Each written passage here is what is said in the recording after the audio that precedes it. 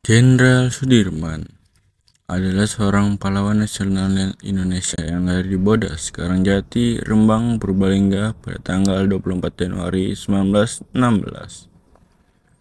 Ayahnya bernama Karsid Kartawiuraji dan ibunya bernama Siam. Kehidupan pendidikan Sudirman pada saat itu sangatlah sederhana, seperti pribumi lainnya pada zaman penjajahan. Proses pendidikannya lebih banyak ditempuh di surau dengan cara mengaji atau belajar ilmu agama. Sudirman mengenyam pendidikan dasar melalui didikan ayahnya, yaitu Raden Djoko yang pada saat itu oleh pemerintah Hindia Belanda diberikan mandat sebagai asisten badan.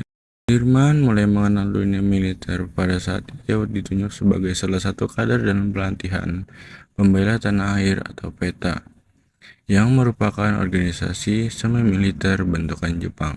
PETA didirikan pada Oktober 1943 dan perekrutan anggota bersifat sukarela dari kalangan masyarakat pribumi. Saat tergabung dalam organisasi tersebut, Sudirman banyak mendapatkan pengetahuan mengenai kemiliteran. Setelah PETA dibubarkan pada 18 Agustus 1945, Sudirman mendirikan BKR atau Badan Keamanan Rakyat, yang kemudian berubah menjadi TKR atau Tentara Keamanan Rakyat. Pada saat di TKR, Sudirman yang berpangkat kolonel ditunjuk sebagai pemimpin dalam pertempuran Ambarawa. Pertempuran tersebut berakhir dengan kemenangan TKR atas tentara Inggris pada 15 Desember 1945.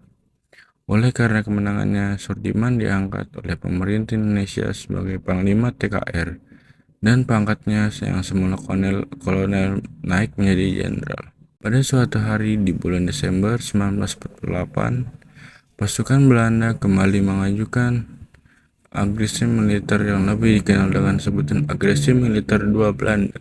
Saat itu, Yogyakarta yang menjadi ibu kota negara Republik Indonesia berhasil dikuasai oleh Belanda. Jenderal Sudirman yang memiliki semangat patriotik yang tinggi tentunya tidak akan menerima hal tersebut. Ia memutuskan untuk perlawanan secara gerilya. Meskipun pada saat itu kondisi fisiknya lemah karena terserang penyakit tuberkulosis yang membuat paru-parunya hanya berfungsi sebelah. Dalam menjalankan perang tersebut, Sudirman harus ditandu untuk memimpin pasukan karena kondisi sedang sakit. Sudirman terus berjuang ada di atas tanah memimpin perang gerilya selama 7 bulan.